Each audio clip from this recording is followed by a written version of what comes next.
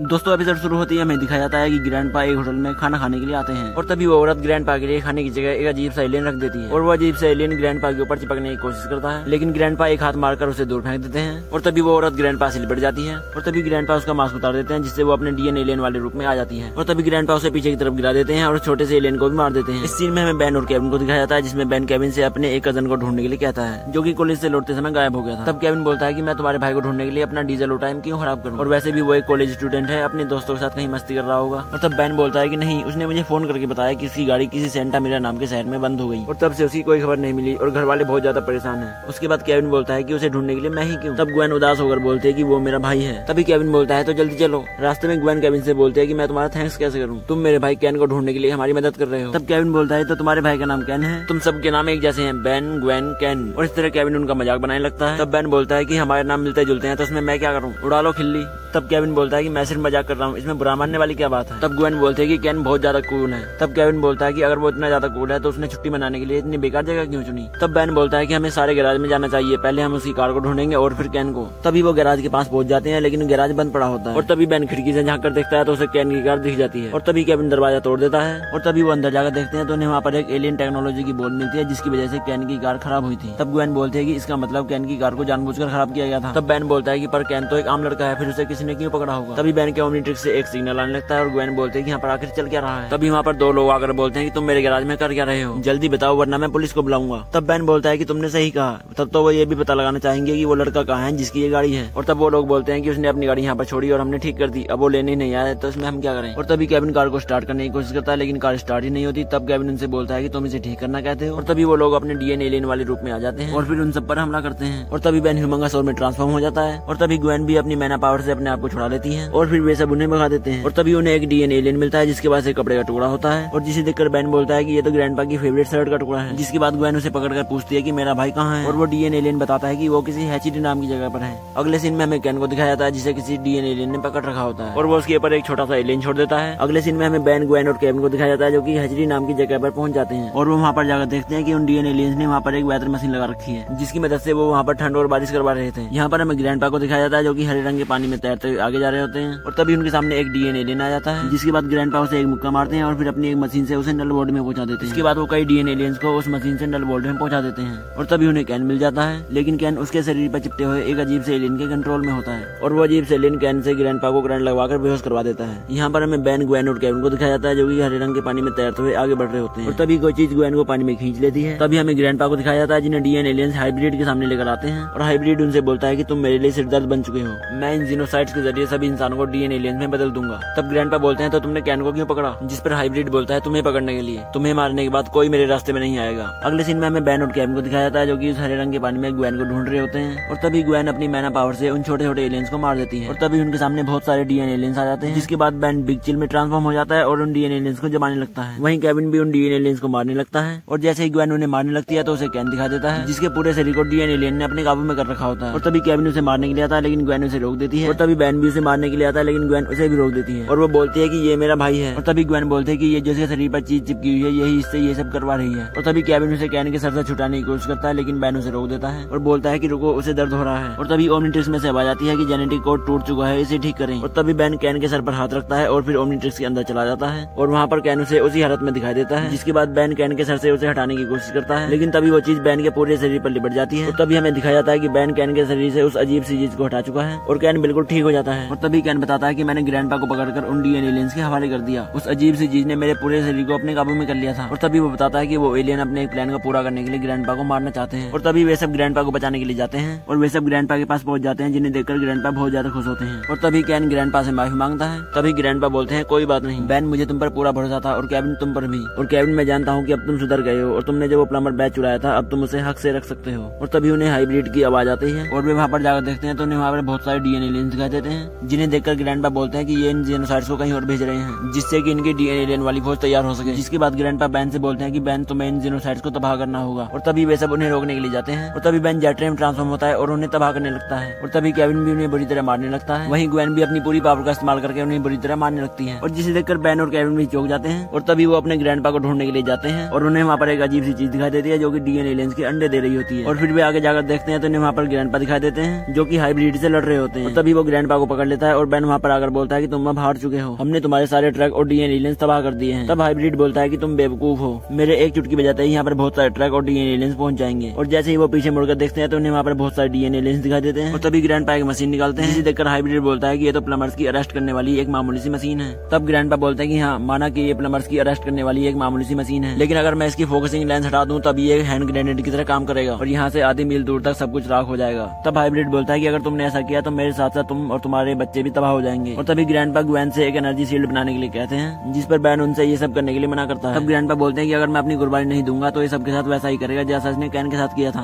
और इसके आगे सब कुछ तुम्हें संभालना होगा बैन, और मुझे तुम सब पर पूरा भरोसा है। और तभी ग्रैंडपा उस मशीन का बटन दबा देते हैं और तभी ग्वेन एक एनर्जी शील्ड बना देती है, जिसकी वजह से वो बच जाते हैं। लेकिन वो डीएन एलियंस और आसपास की सभी चीजें तबाह हो जाती हैं। और तब केविन बोलता है कि ग्रैंडपा की हिम्मत को सलाम। और तभी ग्वेन बोलते हैं कि उन्होंने पूरी दुनिया को बचा लिया। तब बैन बोलता है कि हाँ, फिलहाल उन्होंने इस पूरी दुनिया को बचा लिया, लेकिन मुझे नहीं लगता कि वो एलियन इतनी जल्दी हार मानेंगे और अब इस दुनिया को हमें ही बचाना होगा। और तभी हमें दिखाया जाता है कि दो आदमी उन जेनोसाइड्स को इकट्ठा कर रहे होते हैं। तभी वहाँ पर बहुत तेज बिजली कड़कती है, जिससे हमें पता चलता है कि वो और कोई नहीं बल्कि डीएन एलियंस है। इससे हमें पता चलता है कि डीएन एलियंस अभी जिंदा है और हो सकता है कि अभी हाइब्रिड भी जिंदा हो। और ये एपिसोड यहाँ पर खत्म हो जाता है और इसका अगला एपिसोड यानी कि एपिसोड 7 वो मैं जल्द अपलोड कर दूंगा। धन्यवाद।